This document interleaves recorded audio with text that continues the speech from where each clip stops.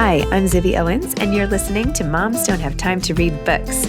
This 30-minute podcast features a new author interviewed by me every single day, 365 days a year, for about 30 minutes. I am also the publisher for Zibby Books, which publishes 12 books a year in fiction and memoir. Our books are already out now. You can check it out on zibbybooks.com. And we have a magazine called Zibby Mag, where we have lots of wonderful essays and lifestyle features. That's at zibbymag.com. We have classes at zibbyclasses.com. And I recently opened a bookstore in LA called Zibby's Bookshop at 1113 Montana Avenue at 11th Street in Santa Monica. I hope that you are able to enjoy some of our other offerings, but this here podcast is the basis of all of it and started in 2018, and no matter what I do, this is basically my favorite thing. Enjoy.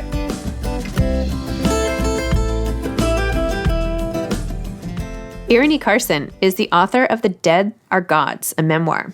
Eirinie actually is going to be one of our authors at our upcoming retreat in the Santa Barbara wine country, which you should all check out at zibbyretreats.com. Eirinie is a Black British writer, born to a Jamaican father and Scottish mother, and raised in Southeast London. She currently lives in Northern California with her family and has been published in the Sonora Review. She is a frequent contributor to Mother magazine. The Dead Are Gods is her debut book. Hi. Hi, how are you? I'm good. How are you? I'm great, thank you. Nice. It's so nice to meet you. Look at your beautiful rainbow organized books. Thank you. Yes. That's lovely. I appreciate it. I really loved your book. I read it a while ago. This is one where I was like, I know I don't have this podcast for a while, but I'm going to cut the line and read what I want to read. Yay! Oh my gosh. Thank you so much. How I rebel in my own little world against myself. Look, man, we gotta take it where we can get it, I think. Thank you. That means so much. I am so honored. It's funny to kind of put your heart out there and be like, I don't know. I hope people like it. Who can say? No, I loved it. The Dead Are Gods was so moving and so like intimate about loss and grief in general, like what it feels like to just all of it was so raw and real. I have lost a friend and it just took me back, and oh my gosh, it was so good. I really loved it. Great job. Thank you. I'm sorry about your friend. No. Sorry about your friend. Will you tell me what your friend's name was again? I know it. Oh, no, that's okay. And this was a long time ago, but her name was Stacy, and it was on 9/11. So, but it's the same, like, one day you wake up and then how could they just not be there? And I was 25, and I feel like friendship at that age is so critical. This is your podcast. I'm talking too much. Tell us more about your book.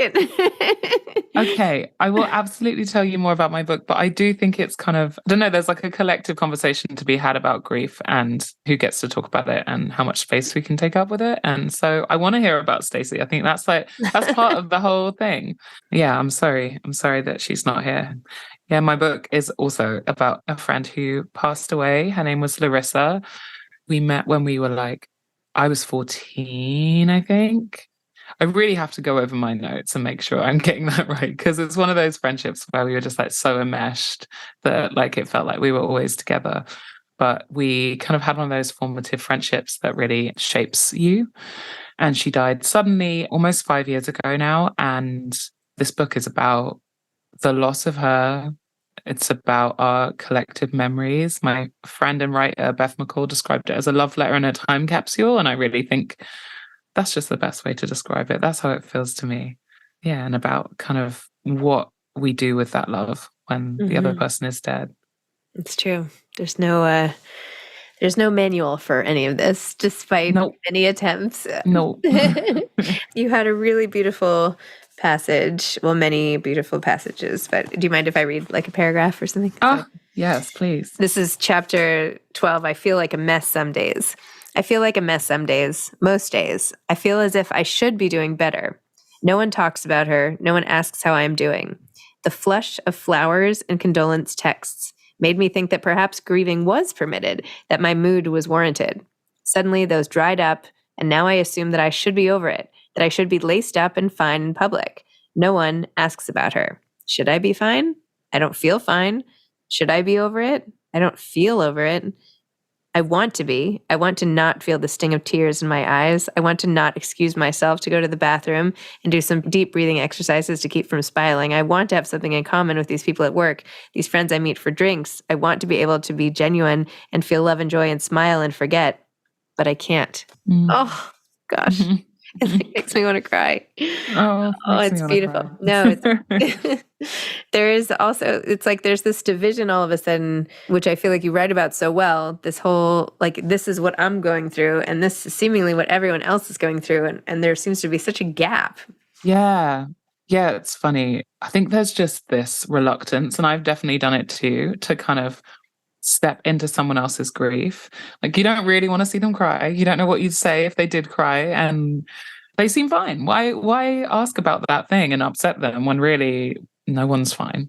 We're just kind of masquerading like, we know that we have to go to work today. We know that we have to take the kids to school today, and those things must be done regardless of how our heart feels. So I envision a world where where these conversations are more candid, and where you feel like you can talk about Stacey and have it take up space in the room with me, alongside me. No.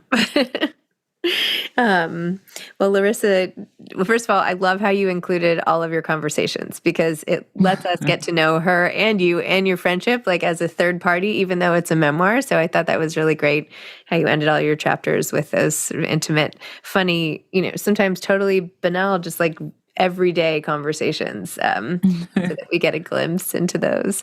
But tell me more about Larissa. And I know her from the book, but what do I not know? Like, how would you talk about her? How could they feel like they know a little piece of her after a quick, description? Well, she was incredibly cool. She looked cool. She was incredibly beautiful. She was like this dark-skinned Black woman with like very cat-like eyes. She dressed mostly in this kind of punky rock and roll way, but she also had the ability to kind of throw on something custom and make it look amazing.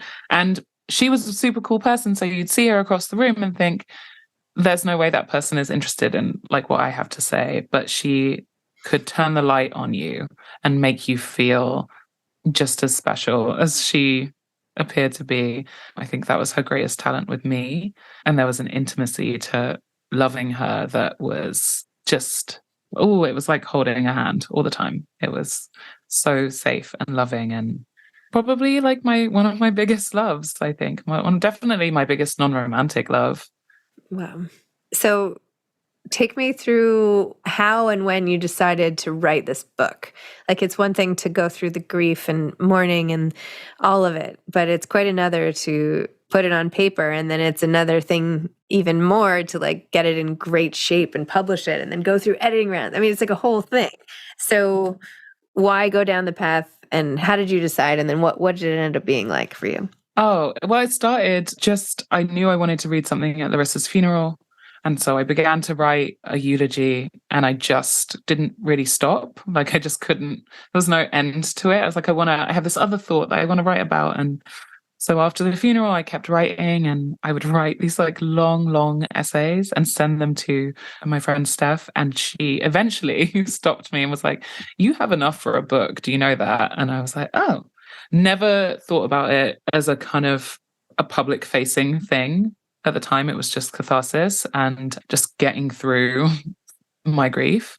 And then that kind of began to take shape.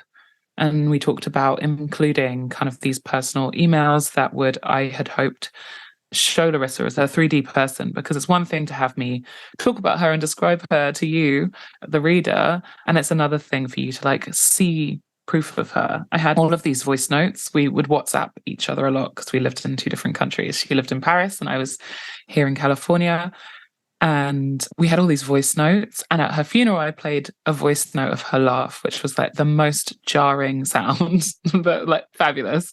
And I remember thinking, I wonder how I could get something like that into the book. And it's paper. So I did emails instead, but I'm keeping those voice notes. Just in case. You could get them transcribed, Yeah, that's true. I could. That's I'm like, let me help you like download and send them to a transcriber. That would be amazing. I also had I have a fantasy of reading the audiobook and including those, but we'll see. We'll see. I'm Yes. sowing the seeds. You should do that. Harassing my publisher. No, you quietly. should definitely do that, like between all the chapters and, you know. Yeah, that's what I envision.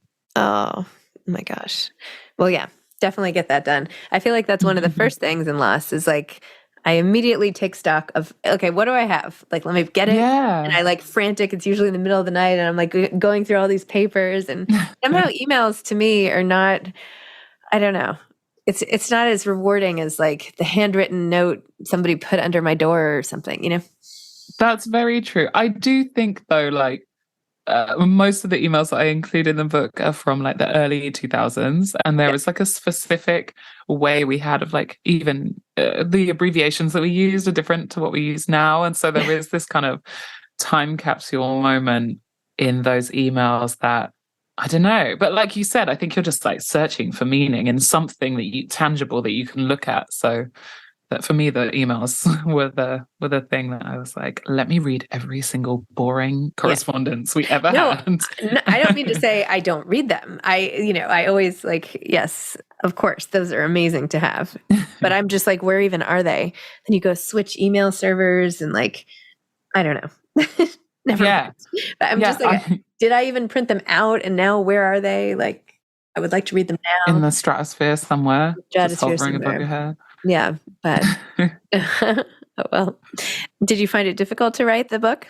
Yes. I think what was my saving grace was that I didn't know it was going to be a book for a while. Yep. So for a long time, it was just mine. It was just, and that's, something that I'm kind of adjusting to now that it's in bookstores. But it was something that was precious and mine, and it was my process, and it was the thing that anchored me to this world when I felt like my grief threatened to just like spiral me off. So I've kind of felt like that was my gravity. And so it was hard, but it was mine and hard. I wasn't like, will this grief translate to other people? And I think that's what sounds like resonates with people, is that it's raw. And it's raw because I wasn't thinking about an audience at the time. It wasn't until the editing process that I was like, oh, shit, my mom's going to read this. But yeah, it was hard. It was hard. It's hard now. I mean, I read it at a couple of launch events and I've read passages. And every time at the readings, I'm like, hey, guys, I just want you to know I probably will cry and we should all get more comfortable with tears. But if that happens, let's all just try and sit in that feeling for a minute. Wow. Well, how could it not be emotional to sort of delve back in all the time? Totally. You know, I have a great therapist, so. Oh, good. Okay. I mean, after reading your book, you're like, oh, she must. Yeah. Oh, I'm big into therapy. Yeah, you gotta have one of them. What are you doing in California now? Are you there? Is that where you live now? I live here. Yeah, my husband's American, Californian, and so I moved here when we got married. Like very, very traditional, accidentally, and yeah, I'm raising two British American children here and writing this second book that is a fiction to kind of step away from the non-fiction world for a little bit. Interesting. Yeah. Wait, tell me about the novel. Oh, okay. Well, I have to specify that it's fiction because when I told my husband what it was about, he was like, are you sure we don't have anything to talk about? It's about, it's about a postpartum woman who decides to kill her husband. Oh my gosh, my husband would freak out. He was like, you just wrote a memoir. Are you sure that this isn't also part 2? And I was like, no, he's still very much alive and well. So yeah, it was just like fun to not write about this kind of personal stuff and take a creative license with my work. And it was, it's a fun thing. I have a 2-year-old, so I started it when I was deeply postpartum, and maybe some of those feelings were a little closer to the surface. But yeah, that's the plan, the future. Oh, that's exciting. Yeah. So what is your process like? Like when you're writing, where do you like to write? And I know that it was not intended to be this one, The Dead Are Gods, is not intended to be a published book at first. But when you are pouring your heart out or when you're writing knowing it's going to be published, do you handle those differently? Or where do you like to do all of it? And I am like a big fan of my notes app. It's like the most convenient thing for me when I'm like, I've just done a drop off, but I have this thought, let me jot it down. Or I just got the kid to sleep, but I'm sitting on the end of her bed waiting to make sure that I can leave the room. And I jot something down, and then I move it to Microsoft Word and play with it. But I found that I write endings first, which is interesting. Like the last chapter of The Dead Are Gods was written very early on. Just like the last couple paragraphs was something I was like mulling over. And then I came back to it and I was like, oh, it's the end. And I did the same with this new book that I'm working on, where I wrote the last scene. I think I'm someone who likes to have a destination. So now I know where the path is going. I just have to get there. And are you doing more? I know you've said a couple of times sort of wanting to normalize talking about grief. Like, do you feel like that's sort of an embedded mission in what you're doing? And are you taking that message elsewhere? Like, are you know what I mean? Yeah. Like, what are we doing with that? I hope so. I would love to. I did a teaching course on writing about grief last summer that was just, I taught it and it was really exciting and fun. I want to do more of that. I feel like that's like my missionary work. And then just at my readings, I talk a lot about what I envision kind of living in a society where grief is kind of enmeshed in everyday life, and your dead people are still alongside you because it's not scary to talk about them or think about them or feel sad about them. What my first question I ask anyone, I get a lot of people coming up to me and saying, your book meant so much because I lost this person. My first question is always, what is their name? Because I feel like there is so much loneliness in grief, and most of that is because no one ever asks, because it's scary and might upset you, but that makes you feel isolated. And having someone say the name of your dead person can feel pretty powerful, you know? It's like one more person knows about them, one more person will keep them alive. It's true. Yeah, it's one of those things. It's like, it's not going to upset you to talk about it. You're already upset. Yeah. It's not like they're telling you your friend has died. Right. You know what I mean? Like, right. I'm already there. Know it. Yeah. Exactly. Yeah. Same thing with, I think some people feel bad, like sharing a memory, or should I tell you the story? Or I'm like, yes, tell me the story of, like, oh, you, like even some man on, it's like Facebook was like, do you know that I knew your grandmother when she was younger? I was like, no way. Tell me every little bit. It's not like that's going to make me sad. So, I mean, it makes me happy to get to know. Like, you think that getting to know someone ends when they're gone, but then every little dribble of information that comes out of somebody else, you're like, oh my gosh, and that allows me to know them more. So absolutely. I almost feel like there can be a deeper examination of someone after they're dead, because there's no, I don't know, whatever barriers they put up to stop you from knowing certain things, you kind of get to peek over the wall a little bit. I also feel like there's a lot of overlap in grief and postpartum, which is probably why the manuscript I'm working on now came out. But there is that, it's a similar kind of thing, like everything's fine and I'm fine, except I'm not fine. And I would love to tell you I'm not fine. I'm fine, but no, I'm not. Yeah. The sequel. Yeah, the sequel to The Dead Are Gods. Exactly. Oh, I got the title. I'm done. Are there books that you turn to or authors that you were comforted by, or that you read during grief or before? Oh no. I was like, sneeze yawn? Like headed off at the pass by a yawn. Nice, but nice. anyway, sorry about that. No worries. Sneeze will be close on its heels. I'm always yawning. I'm surprised it hasn't happened yet. I'm very tired. Books that I read. The Year of Magical Thinking was the thing that everyone was like, oh yeah, read this thing, read this book. And I read it and I did love it. I know people, I feel like it's kind of polarizing. Some people post grief or during grief are like, hated it. Whereas I kind of loved that very candid description of just how mad you can be in grief, just how crazy, how unhinged your thought process becomes, and it feels completely normal and fine. I loved that. And also the songwriter, singer, Nick Cave, has a really beautiful series of kind of reader letters that he fields called the Red Hand Files. He lost two of his sons, and just it talks about grief and death in such a beautiful, candid way, and really validates that a little of that madness. So I really loved those. Those were definitely touchstones for me. Amazing. Okay, so when you're not soulfully helping people through the worst days of their life in some way, shape, or form, and you're not being a mom and dealing with all of that comes with, is there anything else that you get time to do or that you like to do? Oh, do you go on man. walks? Do you like grocery shopping? Like, I don't know. Give me a sense of your life and what you do when you're not. Shucks. Well, I do love walking. I have a dog who's getting quite old, but he still will keep pace with me. So we do that. I work at a writer's residency part-time, kind of supporting, it's called the Mesa Refuge. It supports like social justice and climate justice writers specifically.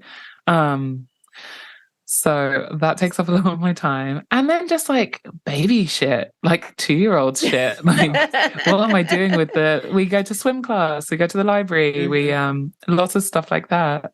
I feel like outside of the writing, my life is pretty pedestrian. The coolest thing about me is that my husband's in a rock band. And so sometimes, if I'm lucky and can find childcare, I will go on tour with him for a stop or two. That is really cool. Yeah, that's the sexiest part of my life, I think. What can I even ask? What rock band? Should I know this? I'm sorry. No, you what should band know. is your husband They're in? called AFI. He is a drummer, backbone of the band, some might say. He might say. He might say.